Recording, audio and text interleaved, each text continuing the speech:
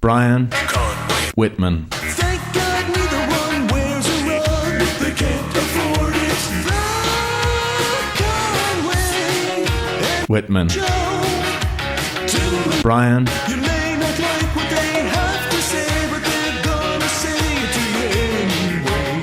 Come on, everybody, listen to the show.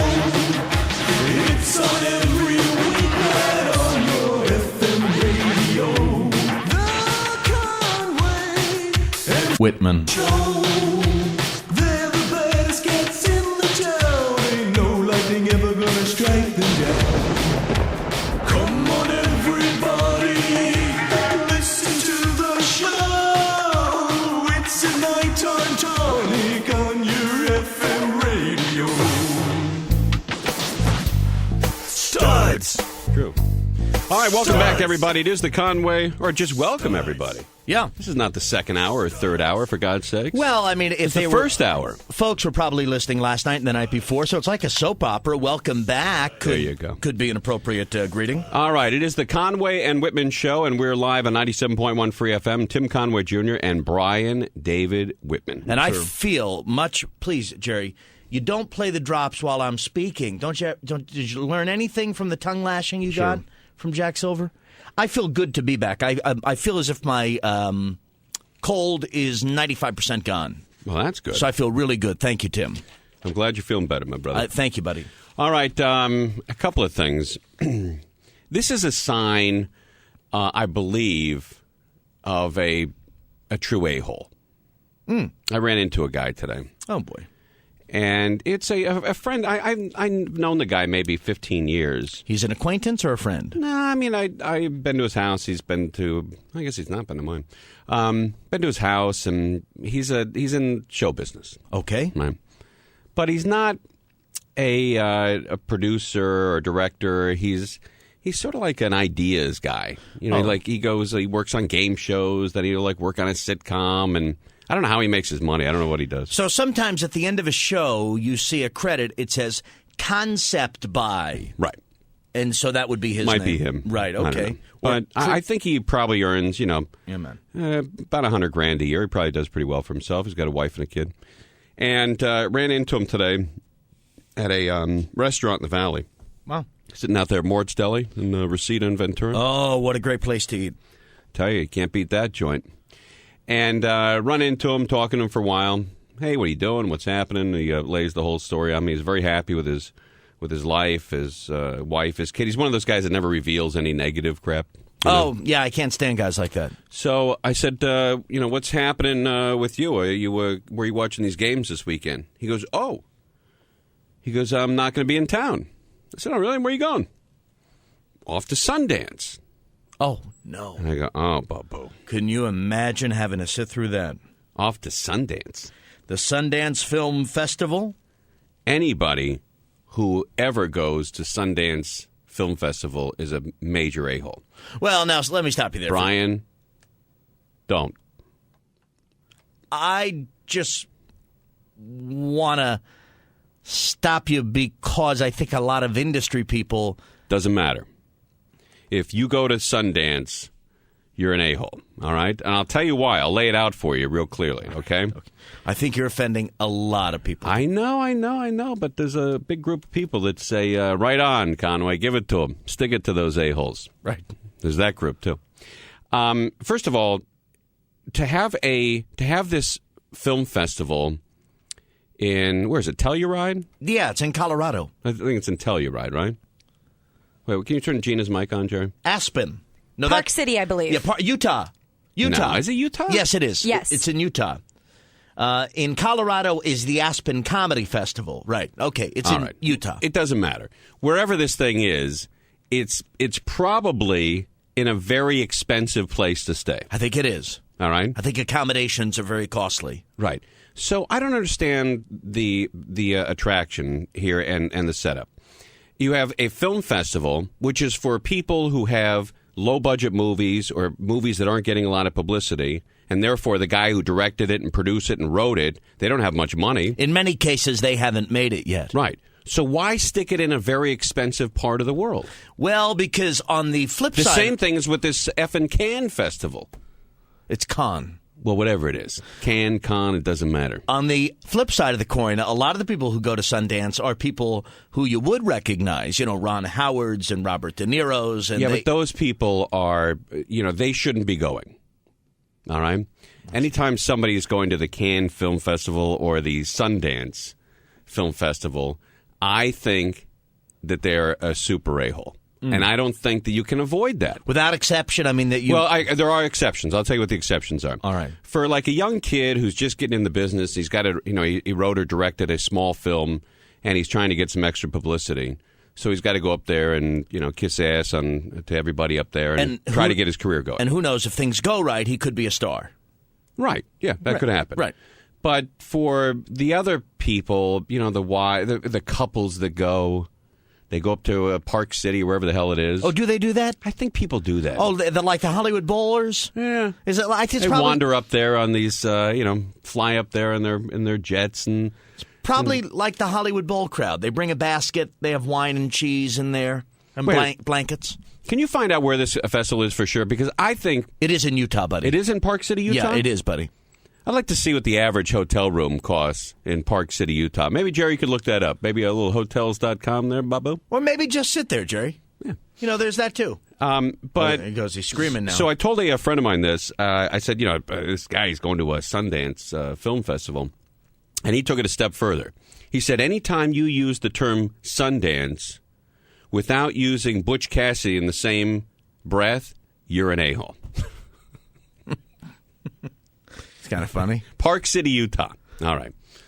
I bet Park City, Utah is very, very expensive to stay, to eat, to rent a car, the whole deal. I bet it is. So why would, if you're looking for new talent and fresh talent and people that, that don't have a lot of dough, why would they stick it in a place that's very expensive? Right. Why not put it on Kester and Van Owen or something? Why not do it in Bakersfield? Or why not do it, do it on, do it where that Krispy Kreme donut used to be on, Sherman Way and Van Owen. Yeah, you know the valley. You know the places. Yeah. Sure. Hey, Timmy? Yes. The hotels there are like anywhere from... There's one from 86, but that's like some like little dump, I think, up to like 400. The average is like 200 a night. 200 a night? I bet it's more than that. Yeah, I'm on the website here for Park City, parkcity.org. They were established in 1884, and you just look at the pictures of the skiing. Beautiful area. A beautiful, beautiful, spectacular surroundings. And they've got a big link here for the Sundance Film Festival 08. Yeah, but I don't know. I don't know anybody who goes, and I don't associate with anybody who goes, and I can't imagine people are still doing this. And by the way, when you go to the film festival... Aren't you really judged on the politics of your film as opposed to the quality? Well, I think in 2008, with the way our society's become more and more politically correct, I think that's a greater likelihood now than maybe it was 30 years ago. Right. I mean, you go up there and you get the Sundance Kid. He's there, and he has, there's a lot of one. No, it's just funny to hear you say the Sundance Kid is there. Well, that's what he is, right? I mean, that's what he is, right? Right. I mean, he named the festival after, it's not the Robert Redford Festival, it's Sundance. Right. So you got the Sundance Kid up there, and he's they're looking at all these movies. And first of all, I can't imagine that. From the moment you wake up until you go to bed, it's movie, all day long. Be too much for me. Way too much. And so anyway, you got the kid up there, and he's looking at these movies. There's discussion groups going on. Mm-hmm. There's all kinds of partying happening up there, and I'm sure that it's because look at the head of it. Robert Redford's a very liberal guy, right? He just made the movie Lions for Lambs. Silence of the Lambs. No, I believe it was Lions for Lambs. Yeah. And I think the audience didn't go. I think the movie made $14 million or so. I think people with the holidays were probably not mentally wanting to see, a war movie. Right. And again, if you want to see anti-war stuff, flip on MSNBC or CNN. You can watch it for free all day long.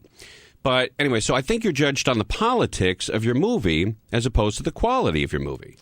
And that's why, you get like the Michael Moores winning And I don't even know who else wins these deals. Well, I mean, if you look back, and Jerry can probably actually help us with this, I think some of the great movies, though, to break out of the Sundance Film Festival, I think, for example, Blair Witch Project, a great movie done for $1 million. Didn't that break out of Sundance, Jerry? I don't think it did. I think that was the internet that busted that one out. Huh? Really? Or what about Sex, Lies, and Videotape? I think that... Is that right? Yeah, I think so. All right, well, maybe I'm totally off. No. Your point is well taken. I mean, there are an awful lot of political movies that they're showing, no doubt about it. And yes, it's like the Academy, like the people who vote for the Oscars. They've become more and more politically aware, and it puts a damper on things a little bit. I agree with that. I imagine that this is how it goes. You fly up there with your wife to Park City. You get yourself a hotel room. Maybe you got a lot of money. You get a fireplace in that hotel room. And then you go across to see one of these movies. And I think if it's really anti-American enough, yeah, where it's America sucks, yeah, I think the women get, their nipples get all crazy and the guys get boners and they're like, wow, look at this, oh, anti-America, and they start rubbing themselves. Everybody gets hot. Yeah, everybody gets hot. As long as it's pro-France and anti-American, they start. Everyone starts touching themselves like, oh, look at this, another anti-American movie. Oh, look at her nipples. Right, and then you get her back to the. Yeah, she's hotter than hell. Right, you get her back to that, that cabin you have with the fireplace, and she throws on one of those negligees or those éclairs, éclairs. She brings out some éclairs. You have a chocolate éclair. She puts on a negligee, and look out. But anyway, so that's one of the indications that a guy is a complete a-hole when he says he's off to Sundance. Mm-hmm. Right, and he actually assumed that I knew what that meant, and I just barely did. Now, did you post a physical reaction to what he said? Did you have I said to him, oh, Babu, I said, why are you going? He goes, well, me and my wife, we take the kid. We like to go every year. I said, oh, enjoy yourself. Right. But anyway, so that's one level where you can tell somebody's a complete a-hole, right? Here's another one. Anytime a man tells you, when you say to a guy, what do you do for a living? And he says, I sell cars. You think to yourself, wow, that guy could be, cool to hang out with. I'd like to have a beer with that guy. He's probably a pretty average, dude, right? Right, has like a guy's job. Right. Maybe he works for Caltrans. He's a cop. He's a fireman. He's a paramedic. He works in a hospital. Those are all jobs that, that you could probably stand sitting next to somebody and not be totally irritated. Right, but in this example, you said a guy sells cars. No. I'm saying, if you sell cars, you work at a hospital, you're a cop, all those areas, they're all like average dudes. Here's something that you cannot possibly tolerate in a conversation. All right. When you say to a guy, what do you do for a living? And he says, I model. Yeah, that's tough. I model for a living. Right. Don't you just instantly check out of his orbit and his life? Yeah, well, what you must understand... I'm a male model. You must understand that for male models, and I don't know much about male modeling at all, but I think on the outside looking in, that the orbit, the world, the universe of the male model is very different. Their orbit is very different from your orbit, Tim, or my orbit. So I think it's probably worth our while just to check out of that conversation, because we'll find very quickly that we have very little in common. I mean, he's like some pretty boy young kid who gets paid because he's, a cute little guy to wear these clothes. Like the guys at Abercrombie and Fitch. You go in the mall there, and they have on the wall, they've got these young studs on the, we have nothing in common with them. If you bumped into one of those guys at a bar, don't even bother chatting with him, because he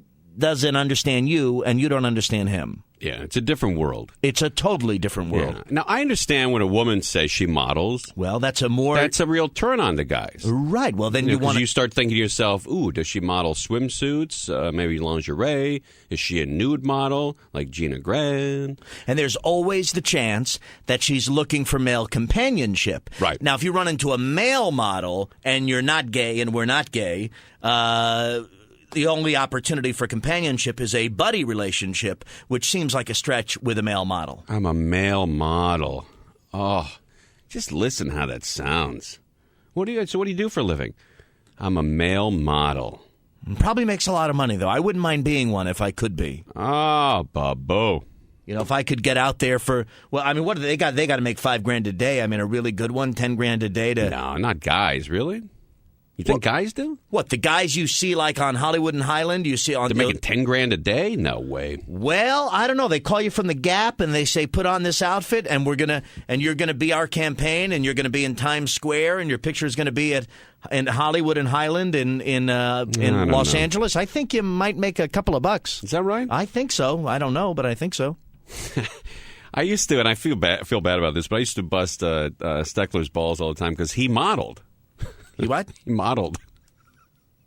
He was in the J.C. Penney's catalog in Cleveland. He was playing like a young dad, or with a sweater on, or a sports coat over his shoulder. For how long did my predecessor Doug Steckler? I think it was a couple of years. He modeled in Cleveland, and that was his only gig. And he made a mistake of telling me that once, and I never let up on it. I feel like a complete a-hole. You mother effer! Hey, shut the F up! You want an answer? You want an F? How long did you model?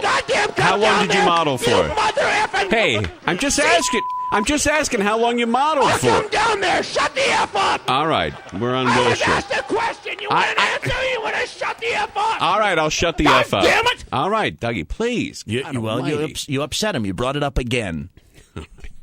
All right, what are some other indications that people are complete a-holes? There's two of them. If you go to Sundance and you say you're a male model. Now, if you go to Sundance and you're not in the industry, you're just taking your wife there to check out the movies, right? I mean, there's a distinction here. Yeah. Okay.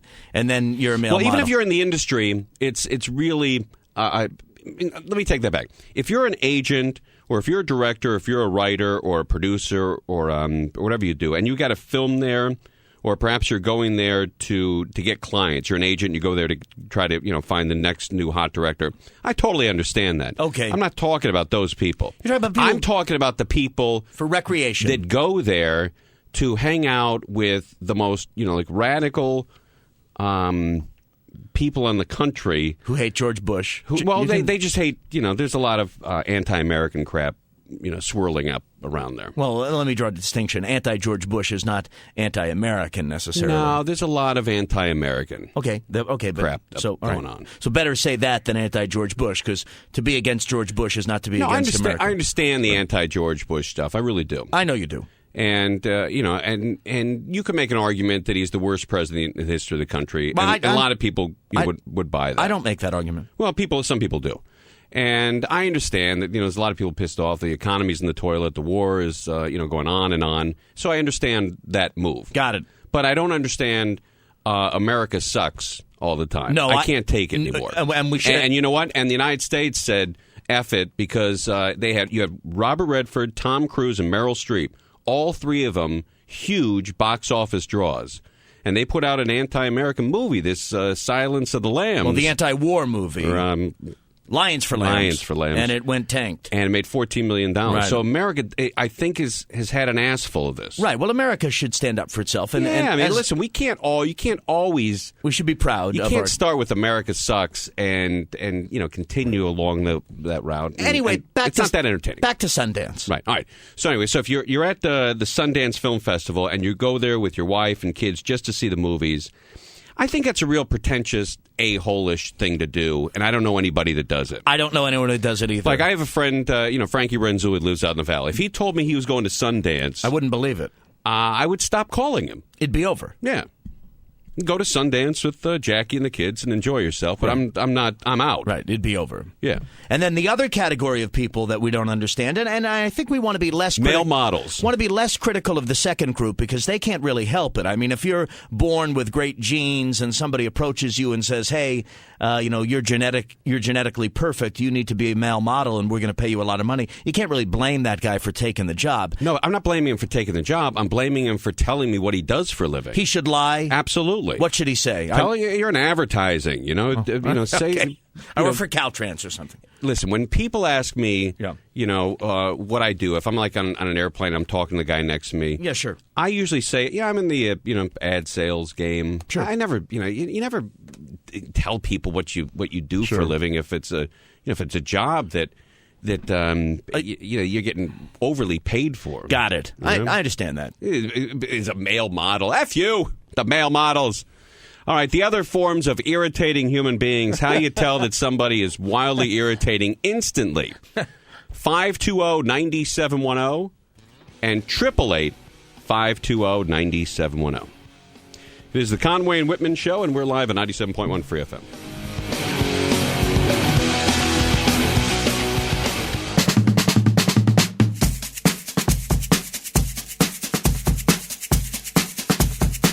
All right, welcome back, everybody. It is the Conway and Whitman Show, and we're live at 97.1 Free FM. How can you instantly tell a guy's an a-hole? 520-9710, 888-520-9710. You think a couple of indicators are, I'm going to Sundance this week. That's one of them, yeah. And the other would be, me, I'm a male model. That's another one. All right, let's talk to... how about Nick in Westchester? You're on 97.1. Hey, what's up, you guys? Hey, all right. Hey, I got two of them. The first one is you can always tell if they're an a-hole if they go to USC. You're going to make a lot of people angry, dude. If they say if a guy says, "Yeah, I'm going to SC," and they usually shorten it, then he's an a-hole? Absolutely, dude. All right. All right, and the other one is if your name is Leo Quinones. Wait, who? Leo Quinones, the film freak. Oh, yeah. All right. It's the guy who doesn't like one of our hosts. Yeah, you don't like Leo, huh? No. Why is that? Is Leo at Sundance? Have you ever listened to his show? He's an a-hole. Oh, come on. He's just a guy who loves movies. He's not a critic. He's very enthusiastic about movies. And I'll tell you off the air, he's one of the nicest guys you ever meet.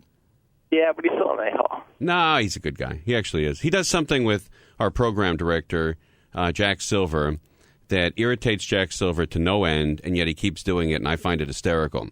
He goes to hand Jack Silver a piece of paper, goes, "Hey, look at my ratings from the weekend," and when Jack goes to grab it, he pulls it away. Yeah, like fifth grade stuff. And then Jack can't get it, and then he puts it back out. And Jack gets so effing furious. But Jack has bad reflexes.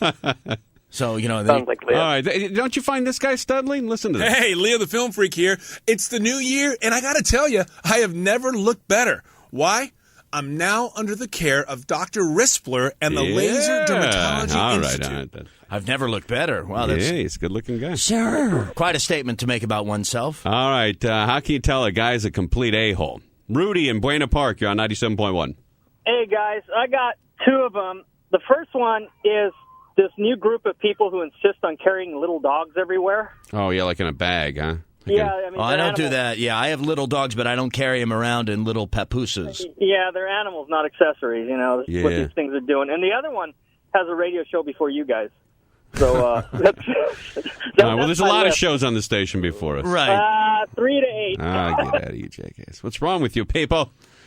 Mike in Santa Monica, you're on 97.1. Hey, guys, what's going on? All right. Hey, so I don't get credit for this one. This is George Carlin's idea, but you can basically determine how big of an a-hole someone is.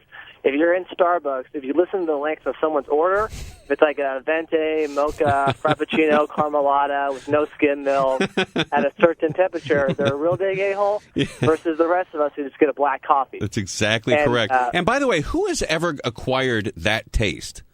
You know, I mean, who has such sensitive taste buds? A lot of experimenting That they have narrowed it down to, like a 7 or 8, maybe 7 or 8 second order with their coffee. Right. Well, I'll tell you again, it's a lot of trying this, pulling that out, putting that in, a drop of this, hit me with a little bit of that, half of that. It's a lot of that over months and months of time. Yeah, and the guys behind there making those coffees, they can't always be sure that they're going to make it properly for you.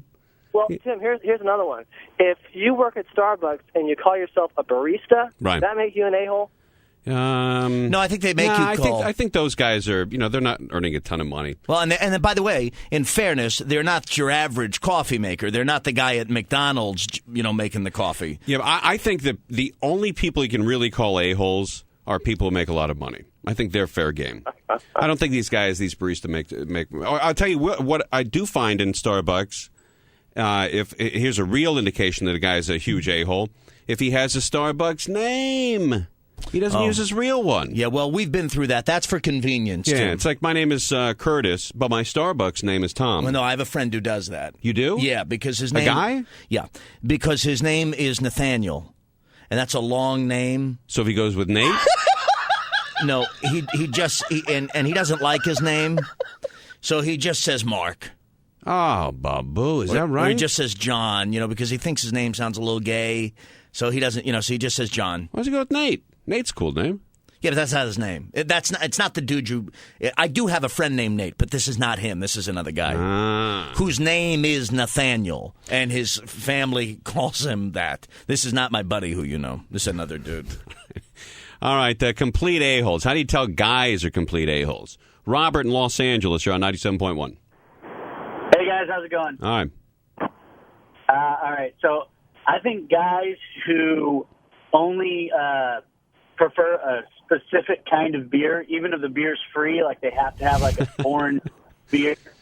Yeah, you're absolutely right. These guys who walk into a bar and it takes them 20 minutes to order a beer. Exactly. How about these guys? How about these guys that they go up to the bar and go, "What do you got?" Wait a minute. We got everything. You're 40 years old. Don't you have a common beer you enjoy? Well, and what do we got? You've been coming to bars for 19 years. You're 40. We got pretty much everything every bar you've ever been to has. Yeah, what are you looking for, sweetheart? That should be the response every time a guy asks, what kind of beer you want? What are you looking for, darling? All right, thanks for calling, buddy. But, you see the bottles on the shelf. You see a Heineken, a Bud Light, Miller Lite. Right, even the draft have a display. Yeah, they're all over the place. Have displays on them. What do you got? Oh, we got a closed sign that we're lighting up. Get out of here. All right. How do you tell guys? It's always hard to tell if women are a-holes because women disguise their a-holery until months and months later on. Into the marriage. Well, maybe sometimes in a marriage, sometimes just into like 5 or 6 months dating. They'll put on a show. Right. Because they've always been taught to do that. They want to rope you in.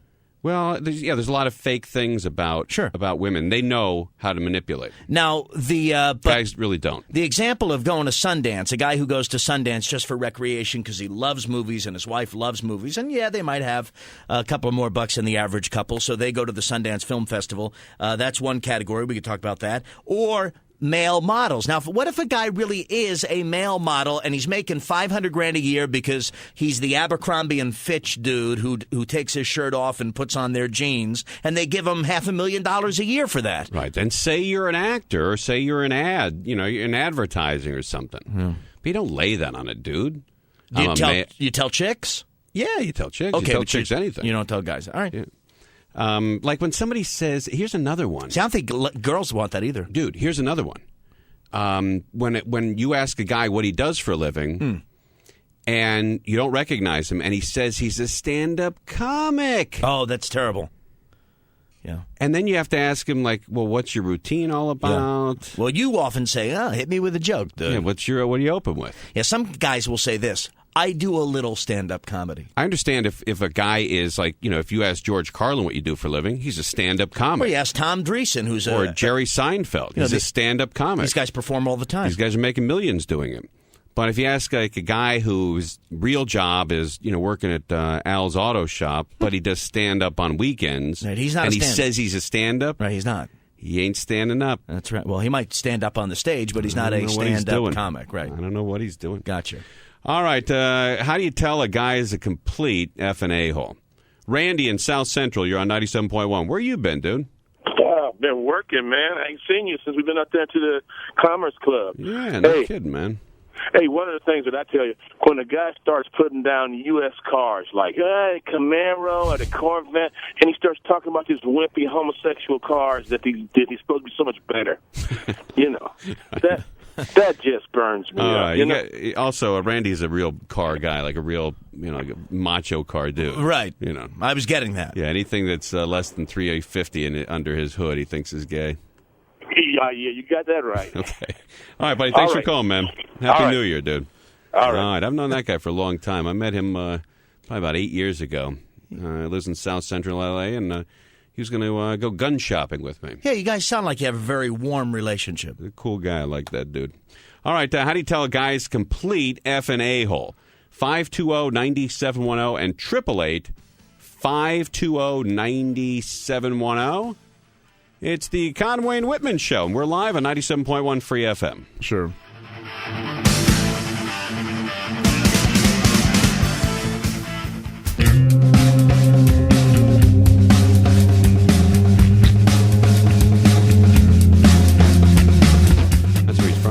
All right, welcome back, everybody. It is the Conway and Whitman Show, and we're live at 97.1 Free FM. How can you instantly tell a guy's an a-hole? And we've got a couple of good ones. Yeah, we got a couple of good ones. If a guy says to you... I'm off to Sundance. Yeah, I'm off to the Sundance Film Festival. Or if he says to you, what do I do for a living? I'm a male model. Yeah, can't get past that. Right. And I wonder if chicks have the same negative response to dudes saying this as we dudes have. I don't know.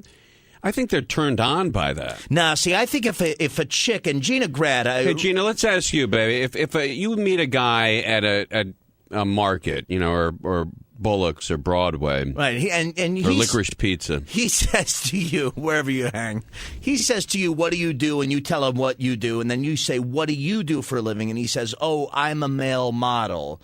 When you walk away, are you like, oh, God, or are you hot? Well, I'm not hot because it's either like, whatever, or, oh, we're going to be such good girlfriends. Okay. All right, let's talk to about this. Ernesto on the 10 freeway. You're on 97.1. Hey, how you doing, guys? All right, ma'am. Nice. Well, usually when some dudes get into arguments and... Right. We can't use the full term, but I understand your vibe.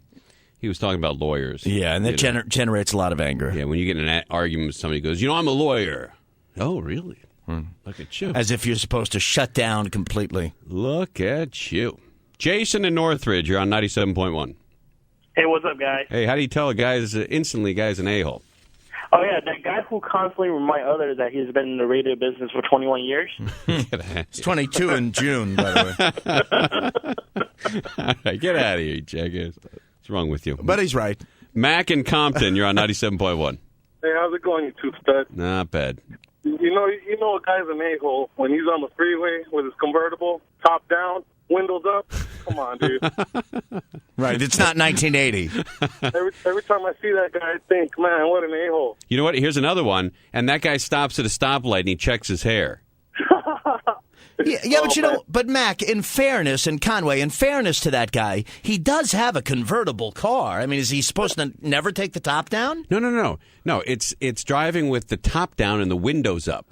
Okay, but all right, okay, fine. I mean, if you're gonna have the top down, you're into being outside. What's with the windows? Well, okay, exactly. All right. Hey, Timmy, can you take me out with a? Can I get some snow? I think we have. Can I get some snow? Yeah, I think it's. Can I get some snow? Thanks a lot. All right, take care, dude. Can I get some snow? Yeah, you're right. Those guys, because it does take just 2 seconds to roll the windows down. Yeah, but you know what? They like being in a convertible where people can see them, but they don't like the wind. Right. They want wind shields all around them. Right. They want to be shielded from the wind, but show everybody that they're in a convertible. You know what else I notice, and this is something that I'll probably do for the rest of my life, and it's discriminatory. It's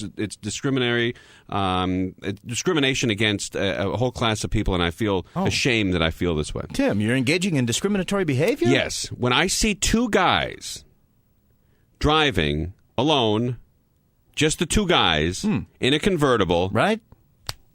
Whammo. Gay? Yeah. Oh. Two guys in a convertible. They could both be wearing Raiders helmets and play for the Raiders. But it's not always true that they're gay, Tim. I know it's not. But it's 99% of the time they're not. Yeah, but you can't get. But when I see two guys in a convertible with that top down, I go, Does it matter what color the car is? It doesn't matter. No. Doesn't matter. All right. All right, let's talk to Chris on the 210. You're on 97.1. Hey, I think the biggest a-holes on the face of the planet are critics, and I have 2 reasons for this. 1, they make a living tearing down other people's hard work, and 2, they try and shove it down everybody's throat and tell you what to think. All right. Note that. George and Hemet, you're on 97.1. The argument against critics, man. Yeah, how about dudes that are like on the freeway in a Corvette and going 50 miles an hour? Oh, yeah. Well, yeah. anybody on the freeway going under the speed limit or even, 10 miles over the speed limit is an a-hole. You were talking earlier, Tim, about two guys in a convertible, and you think instantly, bam, gay dudes. You know what? I don't always have that thought. However, if I do see two guys in a convertible and the seat divider is pulled up and the guy sitting right next to the driver with his arm around him, then I think, you know what, there might be something there. All right. So they have to take it a step further. If that divider's up, where you put your drink or whatever, yes. If that's pulled up there and they're, then I get to think. And the other guy's got his head in the other dude's lap. Right. Then I really start to have some questions. All right. Let's talk to Kevin in Marietta. You're on 97.1 Free FM. Hey, what's up, guys? Hey. Okay, what about the guys that have to park all retarded and take up 2 spaces so that you can't get too close to them? Yeah, I can't imagine. There's still people. That happened at Costco a couple weeks ago to me. And this is Southern California where there are a billion cars. Right. Anybody who does that, the cops should be able to arrest them. And remove the car from the parking lot. And just shoot them. And here's the kicker, is that doesn't work because they're doing it to keep their car from getting scratched. And that's the car that I'm going to scratch on purpose. That's the car everybody wants to scratch. Exactly. You guys are right, and there's something arrogant about using more space than you need in a parking lot. However, it should be said that we live in a big car world, and parking spaces are getting smaller. And it is weird. Don't you think the timing's weird? At the very time that more of us are buying SUVs and larger cars, compact spaces and parking lot spaces are getting tinier and tinier. Why is that happening? Well, obviously they just want more parking for to put these people in the stores. I'm sorry, I was distracted. I was watching it's okay. The O'Reilly Factor, the Bill O'Reilly show. Yeah, my comment didn't need a. But it was my dad was on there. Yeah, Kale's Navy. Oh, I'm sorry, I didn't see it. I wouldn't. But I think you're right. I mean, I can't find a big enough parking spot for even the Subaru that I have. Right, it's all compact spots. Yes. Yeah. I can't stand that. And you know what? They have compact spots in front of Fatburger. Huh? Those are the people going in. Oh, Tim, were you distracted? I'm sorry. Your dad is on TV right now. Oh, that's right. My dad's on the. He's on with Ernest Borgnine. I'm sorry. The O'Reilly Factor. What were you? Did you say something about Fatburger or something? Yeah, turn the TV on. I wasn't. Conway, look at that on Bill O'Reilly's show. I wasn't listening to it. I'm sorry. Sure. All right. How do you instantly tell There's a your guy dad. is There a he complete a-hole? He's going to fall off the ship now. There he goes. There he goes. Why is it funny every time? Why is it every time? Why That guy looks good. Ernest Borgnine, I think, is 90 years old. Ernest looks like a million. He looks about 30. Yeah, I think he's in his late 80s. Good-looking dude. All right, let's talk to, how about Justin? You're on 97.1 Free FM. Hey, how you guys doing? All right, what do you got? How about when a guy requires that you call him by his full name instead of like an abbreviated version? Like Michael? Yeah, or Timothy instead of Tim. Yeah, sometimes That's you get. so great. Sometimes, or Gregory. Yeah. Yeah, have you met a Gregory who doesn't want to be That's called classic, Yeah. yeah. I don't know a lot of guys like that, but I've met a couple. You're right, man. That is an a-hole. Yeah. All right, buddy. Good call, Justin. Look at that, man. Some of the smartest callers in the business. I'll tell you, they're bouncing back from the last couple of nights. You would have thought if you had sampled our show, wow, they have a dumb audience. But tonight, we're bouncing back. We hit them hard tonight. All right, let's talk to Vince in Rancho Cucamonga. You're on 97.1. Hey, how's it going, guys? All right, what do you got? I think that you guys are missing the when I grew up, the people who were an a-hole, if you said something they didn't like, first thing they're going to do is punch you straight in the face. Now, that's a real a-hole. These guys that you're calling a-holes, some of them are jerks. And I'll tell you what, the guy who takes 2 parking spaces, that guy's really a jerk, and he's probably going to get his car scratched if he does it enough times, because sooner or later, odds are going to win out against the people who use common sense and restraint. What's his name again? But, your show's great. Thank you very much, sir. Appreciate that. It's All right, Vince you're in welcome. Rancho Cucamonga, right? All right, thank you. All right, there we go. Thank you. Doesn't matter. Well, you asked. Didn't you ask what his name was? What's his name again? Vince in Rancho Cucamonga. Doesn't matter. It does matter. Do you want to get someone in here who calls horse races? Because let's Get somebody in here that can that calls horse races. All right, when we come back, gang, we have a very attractive young lady who's single and she is looking for a husband.